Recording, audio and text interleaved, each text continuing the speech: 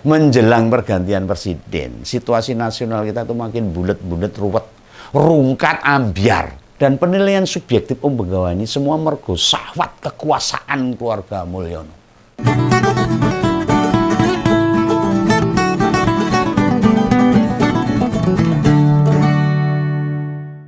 Ini Om Begawan mau pengen kasih masukan nih ke pemerintah Pak Prabowo ini.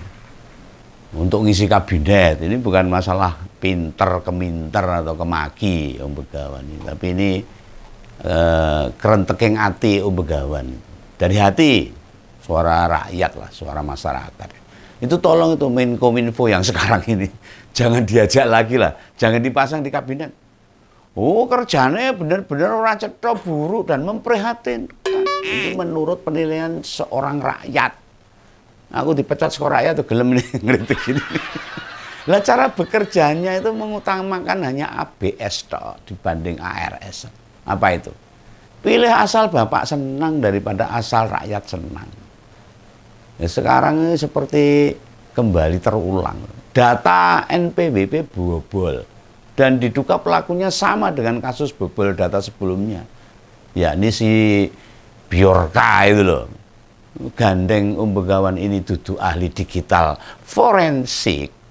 Ya raiso menelusuri siapa itu Bjorka itu. Ya monggo itu yang punya kepandian keahlian IT itu ya goleki lah. Karena negara ini kalau masyarakat tidak membantu pemerintah, tidak membantu aparat dalam mengungkap sebuah permasalahan hukum baik keterlibatan yang merugikan negara ini, ora iso cepat. Masyarakat harus bareng-bareng lah. Nek ora iso memberikan data, tidak membantu masalah teknik keahlian ya demo. Mendorong itu. Loh, yang jelas si Buti ini selalu cak-cek jane, satset das-des. Ning babakan pasang badan kalau ada orang ngeritik ke keluarganya Pak Mulyono. Lah ciloko toh ini. Dia tuh menteri loh, ngurusi rakyat, ngurusi negara, ngurusi sak keluarga, gajinya menteri. Ya malum lah, dia kan asalnya dari relawan yang sebenarnya tidak punya keahlian apa-apa. Misalnya ini tentang Fufu Fafa, soal private jet, soal blok Medan, yang sebenarnya itu bukan tugas utama dia. Boleh dia komentar, tapi tupoksinya sebagai Menteri Menkominfo itu kan harusnya permasalahan-permasalahan yang dia berikan tanggung jawab pada dia. Kan lingkup Menkominfo dudu ngebelain anak-anak kepala negara toh.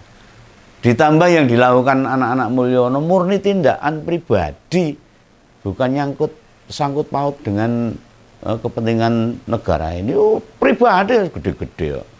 Gak bisa membayangkan ini orang-orang dekat Pak Prabowo, terutama dari unsur relawan, kalau masuk kabinet, wah remuk bul. Remuk ini saya sebagai masyarakat memberi masukan loh. Misalnya Immanuel Ebenezer, Bang Ara, Bang Budiman, kan mereka unsur relawan itu yang ingin tetap dekat dengan pemerintah Prabowo.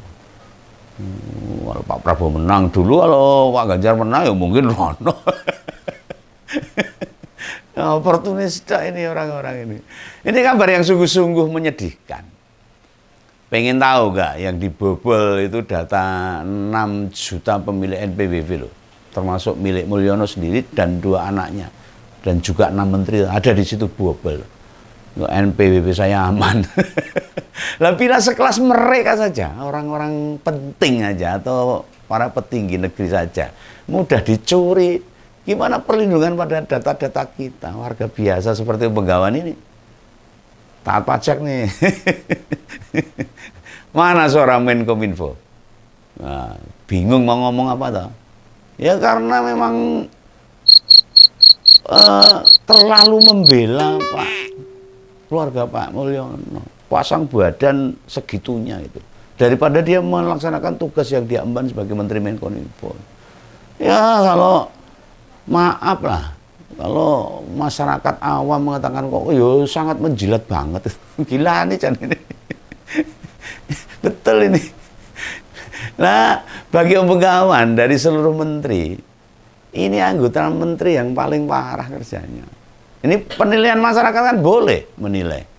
Nah, bagi Pak Mulyono, dia yang paling berjasa dalam 2 pilpres. Makanya bolak-balik lupa ya tetap dipertahankan. Dia tidak pernah melihat kinerjanya, tidak melihat keahliannya.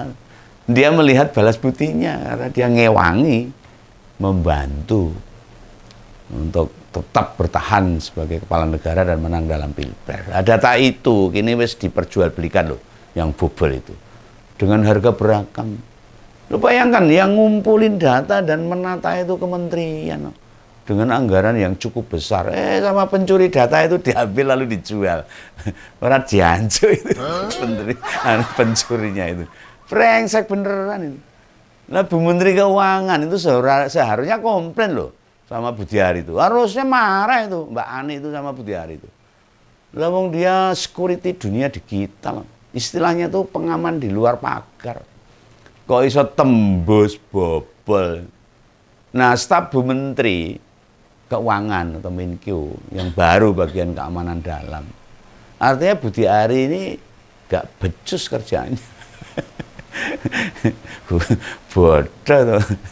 Kebobolan bola bali kok tidak merasa bersalah. Berarti piye coba? Orang-orang getem-getem itu masyarakat itu. Itu aja pasang badan. Bola bali metu neng TV, bosan aku nyaman.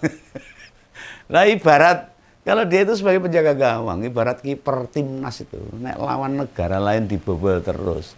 Sing diganti kan ya penjaga gawangnya toh. Kalau kebobolan terus loh, berarti penjaga gawangnya itu bodoh itu loh.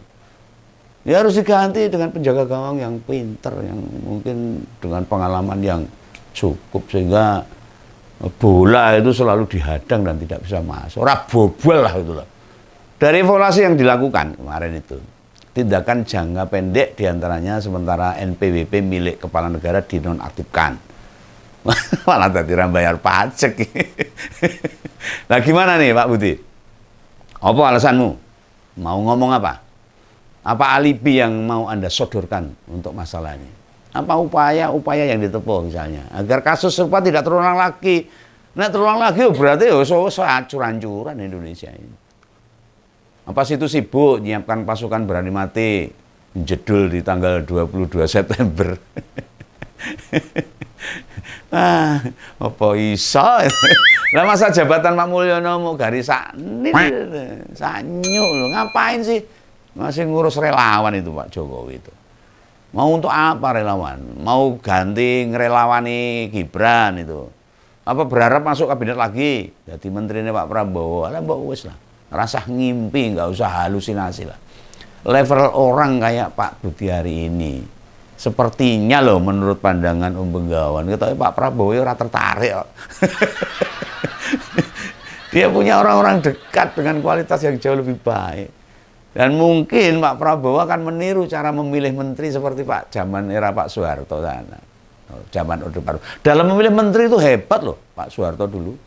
Presiden kedua kita itu. Ya cuma karena otoriternya, karena KKN-nya yang terus semakin lama semakin besar jadi dia hancur. Tapi dalam memilih kabinetnya dalam zaman Orde Baru tuh hebat, orang-orang yang tepat. Nah mungkin Pak Prabowo bisa niru itu sama Pak Soeharto mertuanya. Nah kalau ada yang bilang kembali tadi ke bobolnya NPWP tadi, data NPWP kan bukan kewenangan Kominfo itu. Ya benar kita paham itu. Data NPWP Direktorat Jenderal Pajak atau dikenalnya dengan DJP. Tapi akses-aksesnya ini atau keamanan cyber milik pemerintah ini kan di bawah Kominfo sama BSSN itu. Nah, awal masuknya si pencuri ini buat menjelajah dan data pemerintah dan mencuri data pemerintah itu kan pengaman pertama dari Kominfo. Ibarat negara luar mau nyerang Indonesia ini loh. Mesti berhadapan-hadapan sama TNI duluan lah. Jadi TNI itu penjaga negara di bagian luar. Baru nek pengamanannya jebol gitu, hadapannya sama kita, sama rakyat, nganggo bambu runcing, sama polisi, sama siapapun. Nah uniknya ini soal pembobolan ini, Pak Mulyono bisa-bisanya gak nyalain Menkominfo sama sekali. tetap dibilani. Ya wajar lah ketika keluarganya Pak Mulyono punya masalah lalu Budiari gantian bilani. Iki kok bela-belaan antar pribadi. Ini urusan negara, Bul. Urusan negara ini bukan urusan keluarga.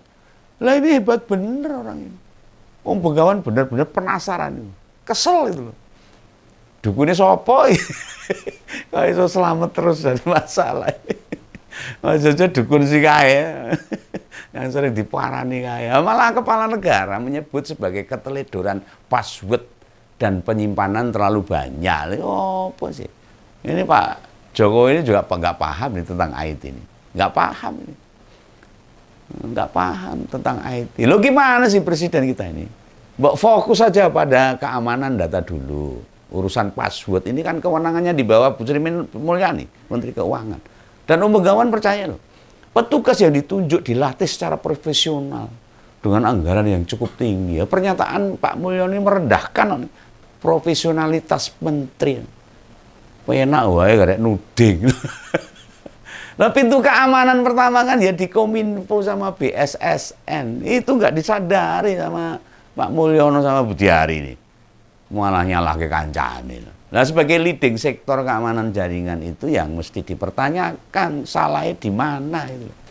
Apa security Kominfo dan BSSN pernah diuji? Apa belum? Kok iso bobol?